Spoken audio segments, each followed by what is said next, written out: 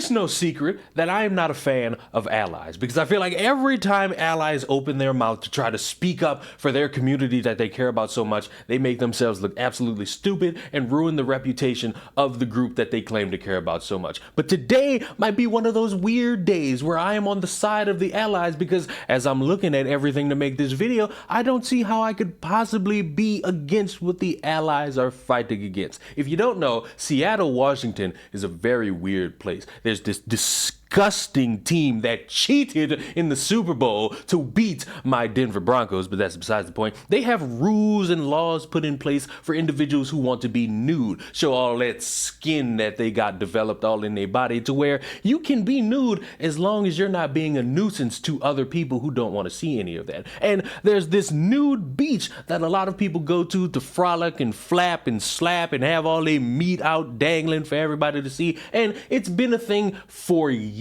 And apparently over the past month, in December, or maybe even a little bit in November, somebody donated $500,000 to build a playground near that nude beach, and a bunch of people wasn't going for it. Plans for a new playground in Seattle could force visitors of a well-known clothing optional beach to cover up. The playground is being funded by a private donor who wants to remain anonymous. Some residents are pushing back. King 5's Cornelius Hawker was at the park along Lake Washington to explain the controversy.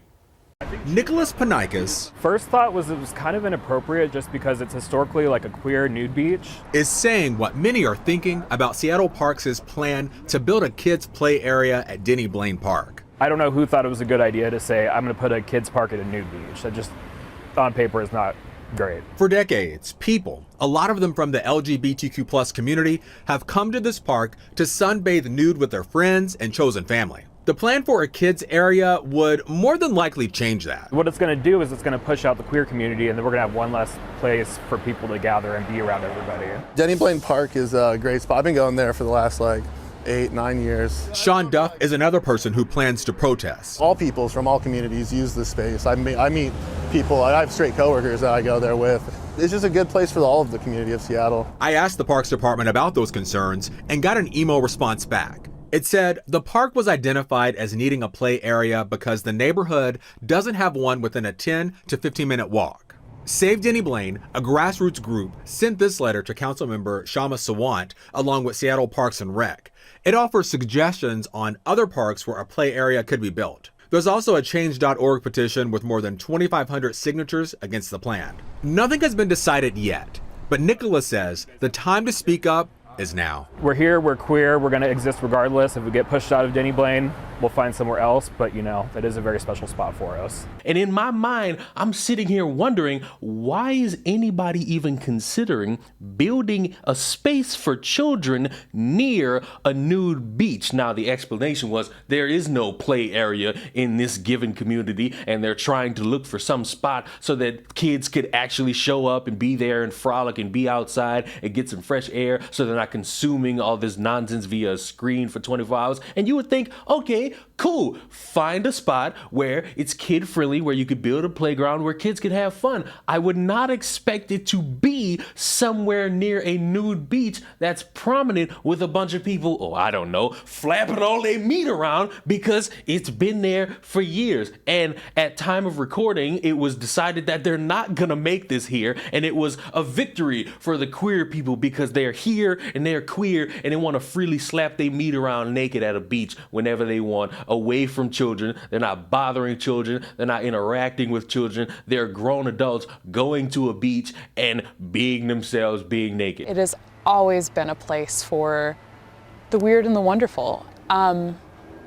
That's part of what makes Seattle such a wonderful city, is the weirdos. And today, this safe space for those that identify as LGBTQ will stay that way. We are so ecstatic to hear back from Parks, not only that the playground won't be happening, but so quickly, with such a quick turnaround. On Wednesday, Seattle Parks and Recreation heard testimony from people that use Denny Blaine and opposed a play area project that was set to be built near the nude beach. Save Denny Blaine Beach.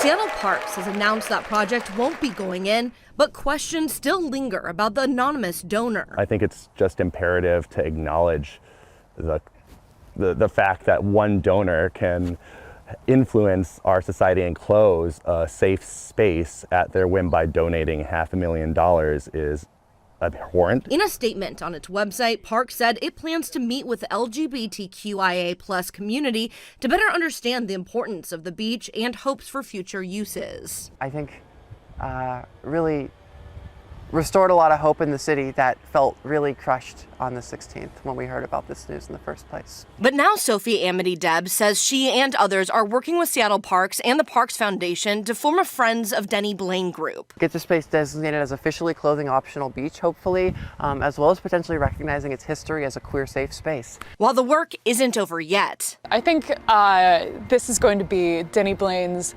best, most neighbor-friendly, most event-packed, most memorable summer possibly ever. Seattle Parks initially looked at Denny Blaine Park because they say that there was no playground within a 10 to 15 minute walk. Now the Parks Department is going to look at other alternate locations.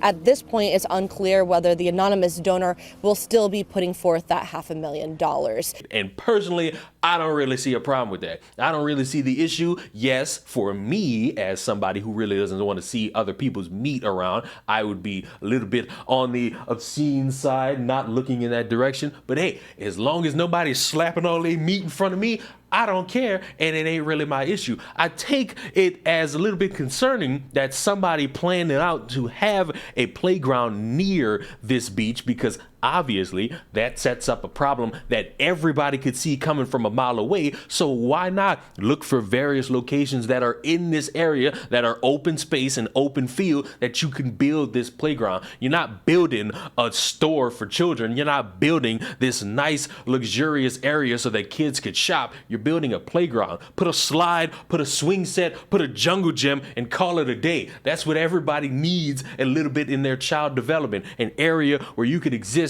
and have fun and frolic outside. And I hate to break it to everybody, turning to the right and seeing your neighbor Dave naked about 15 yards away is not something any child should see. So I still would like to wonder, who the fuck thought, yeah, we're gonna have this in this prominently known area for being where a bunch of people get nude? And I would love to know in the comment section down below, is it weird? Is it something that would be necessary to ban all this well-established nudity that's been in this city for years, to house these children who are eventually not going to care about this area whatsoever? Should these people have found another place for them to exist as children? Or should they tear it all down and ban all the naked people so that the children could grow up and exist in a world not having to see their neighbor naked 15 feet away? I would love to know what everybody thinks in the comment section down below, because I feel like this could be something that provides productive conversation in terms of trying to figure out ways to have everybody exist without creating a situation where somebody goes to jail because their testicles were showing in front of little Susie and little Johnny. Because in my mind, I'm not seeing this as a good idea for anybody, because